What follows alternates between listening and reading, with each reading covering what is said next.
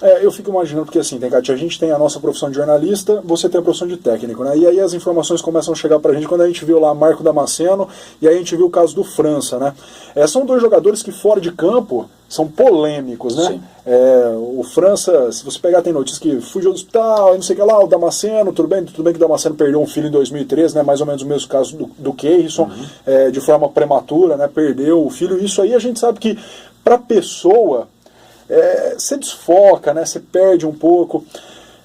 Teve conversa antes, tanto com o Damasceno quanto com o França, vocês querem jogar bola, aqui o sistema funciona assim, assim, assado, porque o Londrina dá condição, mas se um jogador não quiser, não vai, né, Tencati? Não, inclusive o contrato deles é um contrato considerado de risco para eles, né? Porque nós não trouxemos eles só apostando da nossa parte, eles também têm que apostar neles. Produtividade. Que é produtividade. Então, não produziu, não se enquadrou, não se encaixou, eles seguem a vida deles e nós ficamos com a nossa.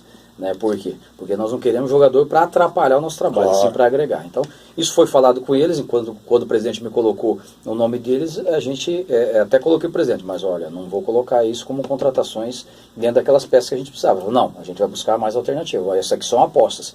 Falei, então tá ótimo, vamos comprar a ideia, vamos junto. Falamos com o empresário de jogador, falamos com os jogadores, né? Num primeiro momento é óbvio, né? Todo mundo tranquilo. Agora vamos ver o dia a dia, a sequência do trabalho, jogos, né? E a sequência. Então, eles deram resposta, tomara que dê certo. Se não acontecer de não, então também segue a vida deles para outro lugar. Esses 3 reforços, você espera já ter eles trabalhando com o grupo semana que vem? Já semana que vem, a partir de terça, né? Então que eles estejam aqui prontos já para poder estar trabalhando.